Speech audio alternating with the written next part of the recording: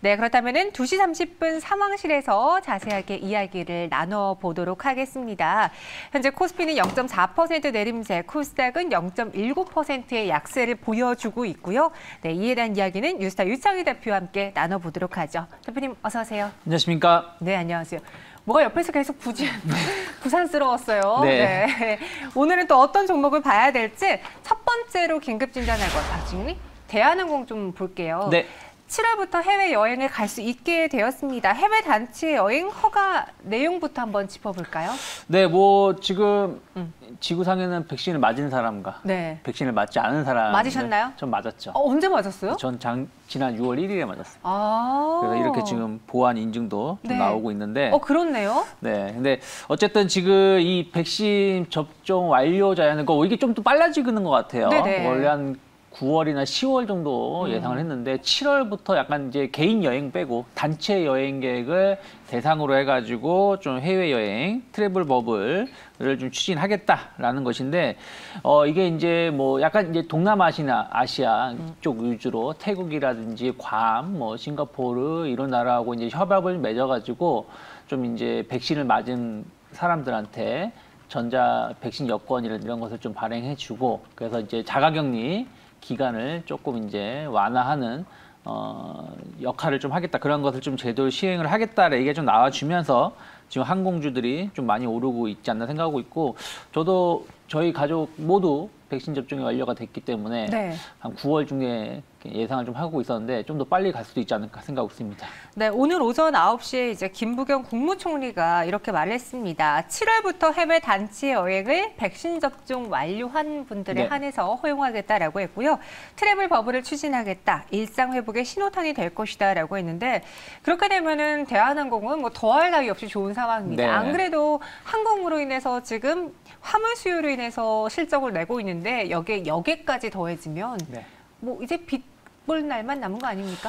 그렇죠. 뭐 이제 그렇다고 뭐 완전히 끝난 건 아니에요. 네. 그러니까 무슨 얘기냐면 여객 수요가 좀 발생한다는 것은 또 그만큼 또 항공 수요를 화물 수요를 또 감소할 수 있는 거 아니겠습니까? 그러니까 엄밀히 따지면 화물 수요의 단가가 상당히 높게 나오는 부분들도 있습니다. 그래서 그런 부분들이 좀 상쇄되는 부분들이고 왜냐면 이제 그 여행 아까 이 트래블 버블 얘기했지만 단체 여행객이라 하더라도 비행 그 전체 인원의 60% 정도만 이제 승객을 탑승할 수 있다라고 하니까 꼭 이게 항공사에 무조건 좋다 안 좋다라고 말하긴 좀 힘들다 생각을 좀 하고 있습니다. 그래서 그런 부분들은 체크해야 되겠지만 어찌되었든 지금 뭐 우리가 방송에서 말했지만 솔직히 올해 안으로는 여행 힘들 거라 생각을 좀 했었는데 네, 저도요. 이것이 좀 당겨진다는 것 자체만 가지고도 기대감을 충분히 불러일으킬 수 있다 생각을 좀 하고 있고 뭐 여행객의 증가는 어쨌든 실적의 좀 개선세를 좀 시킬 수 있는 요소가 될 수 있다라고 계속 평가가 되었기 때문에 그런 것들은 투자 심리를 더 좋게 만들 수 있다 생각하고 있습니다. 네. 반면 LCC의 경우 제가 그래서 뭐 항공주들이 다 좋을까 괜찮을까 하고 리포트를 찾아봤더니 하반기에 이제 재무적인 문제 때문에 유상증자를 실시할 만한 한두 차례 실시할 만한 LCC들이 있기 때문에 조심해야 된다라는 그런 문구가 눈에 띄더라고요. 네.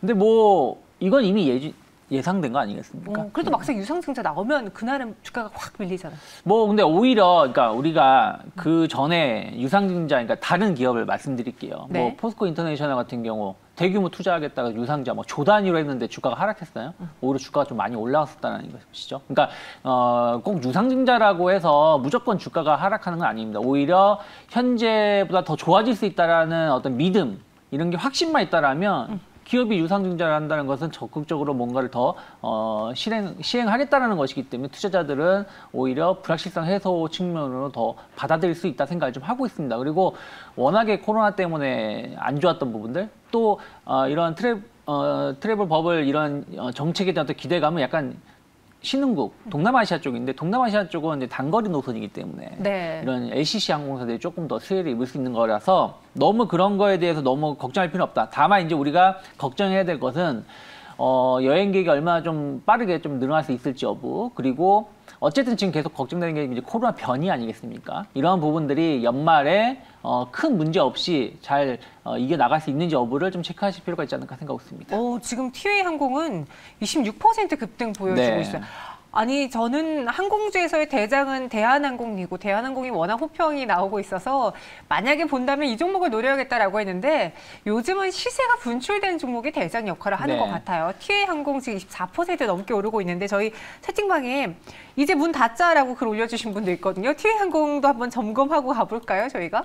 네, 뭐 TA항공 같은 경우 뭐 오늘 좀 급등세를 보여주고 있는데 오늘 꼭 TA항공뿐이 아니라 네. 뭐 제주항공, 뭐 진에어 모두 강한 상승을 좀 보여주고 있습니다. 그리고 TA는 지금 상한가가 들어가겠어요? 네, 뭐 TA는 뭐 상한가에 대한 기대감들이 좀 있다라는 거. 근데 하지만 좀 흐름을 좀 지켜보면서, 그러니까 이게 연속성을 띄는 게 중요한 거 아니겠습니까? 네. 그래서 만약에 TA항공의 상한가를 들어간다라면 다른 뭐 진에어라든지 제주항공들도 충분히 추가적인 상승 기대해 볼 수 있다 생각하고 있고요. 오히려 TA항공은 좀 많이 못 올라왔어요, 그동안. 그러니까 5월달, 6월달 들어서 이제 상승을 좀 시도하는 것이라서 네. 조금은 구분 지어서 보실 필요가 있지 않을까 생각하고 있습니다.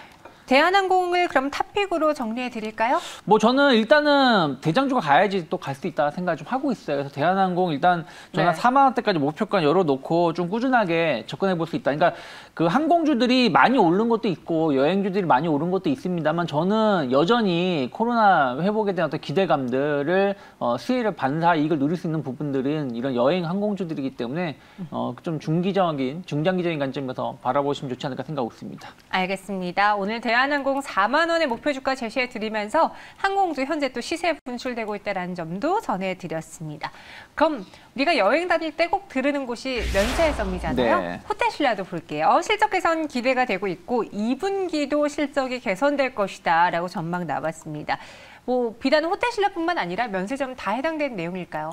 그렇죠. 지금 그 쇼핑 면세점 관련해서 기대감들은 계속 좋아질 수 있다 생각을 좀 하고 있어요. 특히 네. 이제 뭐 이 코로나 경기 회복이 소비 심리를 좀 개선시키고 있고 그렇죠. 이런 것들이 대형 그 유통사들, 그러니까 한마디로 백화점 주들에 대해서 관심이 좀 높게 나오는 게 사실이거든요. 좀 이제 고가 제품, 비싼 제품에 대한 수요가 조금 더 나올 수 있고 또 외부 활동이 좀 많아질 수 있다는 기대감들. 그러면서 이제 또 이제 여행객이 해외 여행 규제가 좀 해소가 된다라면 뭐 면세점 사업부를 하는 업체들은 또 큰 수익을 좀 개선시킬 수 있다 생각을 좀 하고 있고요. 호텔신라 같은 경우는 요즘에 이제 워낙에 해외 여행을 못 가다 보니까 호캉스라고 하죠. 네, 뭐 맞아요. 호텔에서 바캉스를 즐기듯이 좀 1박 2일이나 2박 3일 좀 즐기는데 그런 부분들 관련해서도 상당히 좀 반사 이익을 좀 누리고 있습니다. 그래서 좀 오히려 이런 호캉스는 좀 그 럭셔리한 호텔이 인기가 많기 때문에 그래서 그런 부분들은 계속해서 수요는 계속 높아질 수밖에 없다 생각을 좀 하고 있고 면세점 사업 부분 실적 개선에 대한 기대감은 주가를 좀 더 끌어올릴 수 있다 생각하고 있습니다. 네, 호텔신라 지금 사도 될까요? 제가 최근에 면세점 공부를 해봤더니 이제 정부에서도 워낙 면세 사업자들이 힘들어하다 보니 네. 임대료도 깎아주고 그리고 원래 그동안은 따이공들에게 페이백 해주는 게 있었대요. 네. 그런데 요즘은 뭐 따이공이 안 오다 보니 페이백 부분에서도 절감이 되면서 체질 개선이 이루어지고 있는 중이다라고 들었거든요. 네. 호텔신라 지금 사도 괜찮을까요? 저는 뭐 나쁘지 않다 생각을 좀 하고 있어요. 그러니까 무슨 얘기냐면 면세 사업 부분이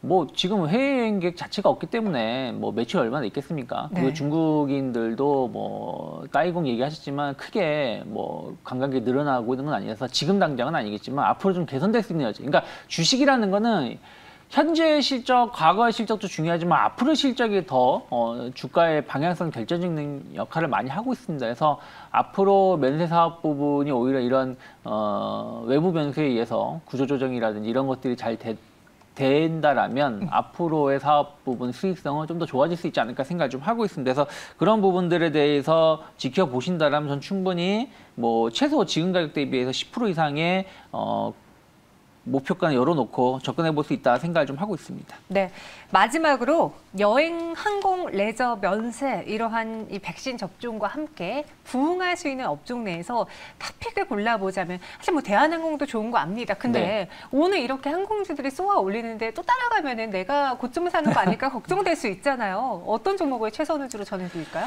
저는 일단 여행, 항공, 그러니까 여행, 레저, 서비스 뭐 이런 쪽은 좀 물리더라도 매수를 보시는 게 중요하다 생각을 좀 하고 있어요. 물리더라도, 왜 네. 그러냐면 이런 흐름 자체가 테마가 쉽게 꺾일 건 아니거든요. 그렇죠. 그래서 그런 부분들, 그러니까 워낙에 그 골이 깊었기 때문에 상승도 좀 크게 나올 수 있다 생각하고 있고, 네. 다만 이제 저는 이제 탑픽 종목을 꼽는다라면 여러 기업이 있겠습니다만은 어찌됐든 국내 여행을 중심으로 더 많이 늘어나면서 해외 여행이 발생한다는 것이죠. 왜 그러냐면 어찌됐든 뭐 백신이라는 이런 것들이 좀 안정적으로 잘 접종되고 있는 나라 중심으로 해가지고 이런 여행 협약이 이루어지는 그렇죠. 것이지 갑자기 인도 여행 갈 수 있는 건 아니지 않습니까? 네. 그런 것들이기 때문에 이런 해외 여행은 좀 점진적인 증가가 보인다. 오히려 국내 여행이 더 폭발적인 증가를 보인다. 그러면 전 강원랜드 주목하실 필요가 있다.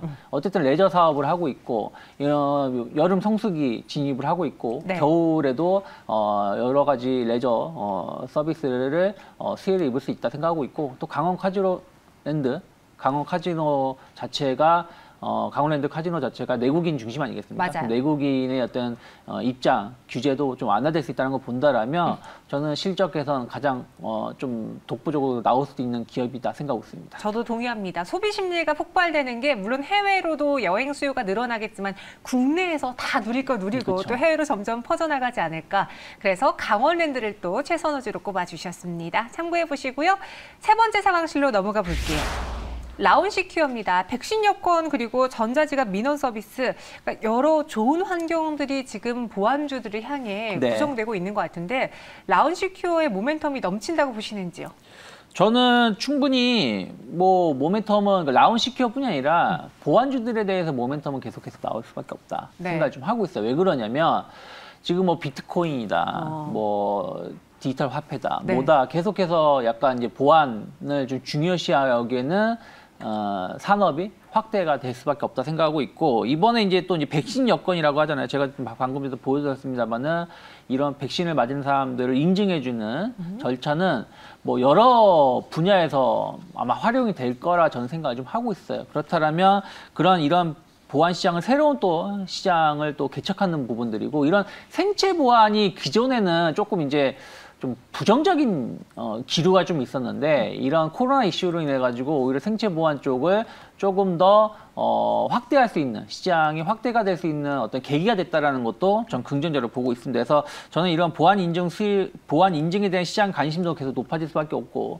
관련 기업들에 대해서의 어떤 성장성, 매출 개선은 전 충분히 이루어질 수 있다 생각하고 있습니다. 그런데 왜 오늘 라운시큐어는 상승했는데 드림시큐리티는 갑자기 장 초반에 10% 넘게 급락하고 블록체인 관련주라고 해서 똑같은 주가 방향을 보여준 게 아니었거든요. 왜 희비가 엇갈렸을까요? 이러한 부분들은 결국에는 아까 뭐 항공주들도 말씀드렸습니다만 최근에 우리가 이 방송에서 2주 전인가도 그런 얘기 지역 그 디지털 화폐 네. 관련해서도 좀 언급을 좀 했었는데 이런 디지털 화폐라든지 블록체인 이런 이슈로 인해서 좀 많이 움직인 기업들이 많이 있습니다. 한국전자인증이든 한국전자금융이든 뭐 드림시큐리티든 뭐 여러 진짜 보안 업체들이 내가 이런 블록체인 대장주다, 뭐 우리가 이런 블록체인을 기술이 있다 하면서 좀 많이 올라온 게 있거든요. 네. 종목별로. 그러다 보니까 오히려 막상 이런 이슈가 나왔을 때 좀 차익선 매물이 좀 나오고 있는 것이다 생각을 좀 하고 있고요.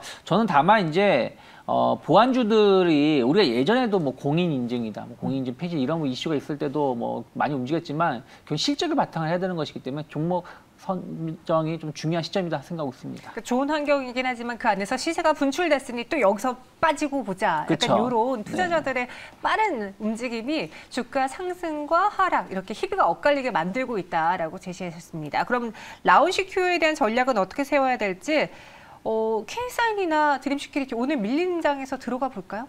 저는 근데 지금은 조금 이제 단기 고점이다. 보안주요. 네, 보안주. 그러니까 우리 원전주들도 막 오르다 보니까 매수할까 좀 뒤늦게 매수하자는데 어저께 막 폭락 나오지 않았습니까? 네. 이런 보안주도 지금 약간 그런 단계에 좀 일부 있다 생각하고 있습니다. 윗꼬리가 좀 많이 나오고 있고 좀 급등락의 현상이 나온 상황에서는 무리하게 지금 접근하실 필요는 없다 생각을 좀 하고 있고요. 뭐 라운시큐어도 목표가 한 7천 정도 말씀을 드리고는 있습니다만은 무리하게 지금 신규로 접근하기보다는 최소 1, 2주 정도 좀 주요 지지선이 좀 확인되는지 여부를 확인하면서 대응하시는 게 좀 더 맞은 매매 전략이 아닐까 생각하고 있습니다. 보안주 신규 매수 접근은 자제하자 이야기해 주셨습니다. 이어서 네 번째 상황실 금호석유로 들어가 볼게요. 금호석유 저희가 또 호평 이야기도 많이 해드렸는데 이번엔 JP모건에서 목표 주가를 또 대폭 하향했습니다. 왜 하향했는지 34만 원에서 18만 원으로 내렸어요. 네.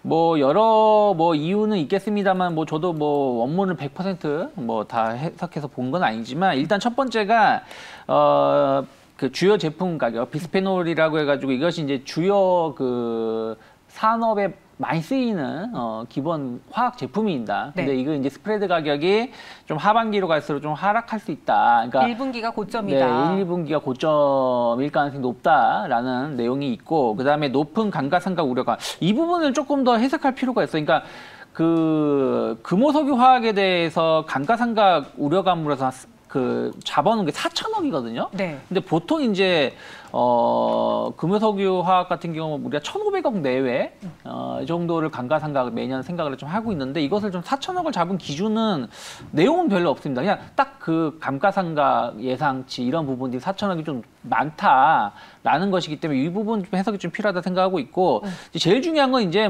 감가상각이 안 많든 스프레드 가격이 조금 둔화되든 업황이라는 거예요. 업황이 좋다라면 문제는 없겠지만 업황 자체도 좀 이제 하반기로 갈수록 좀 둔화될 수 있다는 우려감들 이런 것 때문에 금호석유 화학의 목표가를 상당히 많이 낮춘 34만 원에서 18만 원대로 네. 낮추다 보니까 주가가 오늘 같은 경우 좀 급락하고 있지 않나 생각하고 있습니다. 저는 이런 리포트를 볼 때마다 도대체 어떤 리포트를 내가 기준으로 삼아야 되는지 굉장히 헷갈려요. 왜냐면요. 최근에 국내 증권가에서는 이 금호석유에 대해서 목표 주가를 대폭 상향 조정을 했었어요. 네. 예를 들어서 이제 하나금토에서는 목표 주가를 60만 원까지 제시했었고요. 당시 업사이드가 122%다. 회장의 사임에서 느껴지는 변화의 바람이라는 리포트가 나왔고요. 키움증권은 물론 최근에 목표 주가를 60만 원에서 55만 원으로 살짝 내리긴 했어요. 하지만 쌓이는 현금과 비연관 자산 가치의 개선이라고 투자자들은 사실 저 리포트를 보고 들어가신 분들도 많으실 거예요. 네. 물론 누구를 탓하기는 어렵지만 이와 정반대의 JP모건의 목표 주가 대폭 하향. 왜 이렇게 뷰가 다를까요? 다 전문가들이 분석하고 쓴 걸 텐데. 근데 항상 우리나라는 그렇습니다. 고질적인 문제예요. 네. 그러니까 외국계 증권사가 어떤 기업이나 어떤 섹터에 대해서 매도 리포트가 나오는 경우 최근에 크레딧 스위스도 그랬죠. 네. 근데 반대로 국내 증권사들은 그 전에 좋은 이제 증권사 리포트가 많이 나왔는데 우리나라 증권사 리포트의 거의 90%는 다 매수 리포트일 겁니다. 그러니까 어쩔 수 없는 거죠. 그래서 이런 약간 차이는 봐야 된다고 생각하고 있고 근데 그렇다고 해서 꼭 외국계 증권사의 전망이 다 맞은 건 아니에요. 그래서 그렇죠. 이거는 좀 이제 냉철한 판단이 필요한데 중요한 거는 국내 증권사들도 일단은 석유화학 업황에 대해서는 하반기에 대해서 그렇게 썩 좋게 보고 있는 건 아니에요. 일단은 그동안 이제 좋았었던 거는 공급이 축소된, 그러니까 수요 대비해서 공급이 축소된 것인데 이 영향이 중국의 영향이거든요. 그리고 또 증설 이런 부분들이 아직 마무리가 안 돼가지고 공급이 수요를 못 따라갔던 것인데 이제 하반기로 갈수록 중국이 이제 공격적인 공급이 가능하고 또 증설 이런 것들이 마무리됐기 때문에 주요 제품 가격이 좀 하락할 수 있다는 우려감들은 이미 나오고 있었던 것이고 그리고 지금 유가 상승에 대한 부담감들이 좀 있다라는 거. 그래서 이런 부분들이 여전히 좀 아예 없었던 건 아니기 때문에 조금은 너무 많이 오른 기업에 대해서는 좀 체크를 해보실 필요가 있지 않을까 생각하고 있습니다. 그럼 금호석유 일단 피하고 볼까요? 어떻게 해볼까요? 투자자분들 전략. 일단은 저는 오늘 거의 8% 정도 하락하고 있고 아직 장이 끝난 건 아니지 않습니까? 네. 추가적인 하락도 열려 있다라는 얘기인데 20만 원을 지킨다라면 저는 한 22만 원대까지 반등은 충분히 가능하다. 근데 그 이상은 솔직히 쉽지 않다 생각하고 있고 한 20만 원을 지지한다는 전제하에 22만 원 쪽에 반등을 하면 비중 축소를 하시는 게 좋고 반대로 또 20만 원 이탈한다 크게 그러면 전 진짜 조금 더 한 번 더 충격이 나올 수 있기 때문에 역시 또 비중을 축소하실 필요가 있다 생각하고 있습니다. 그래서 LG화학의 주가 흐름을 조금 참고하시면서 대응하실 필요가 있지 않을까 생각하고 있습니다. 네, 금호석유까지 다뤄봤고요. 저희는 여기서 인사드리도록 하겠습니다. 대표님 오늘 말씀 고맙습니다. 고맙습니다.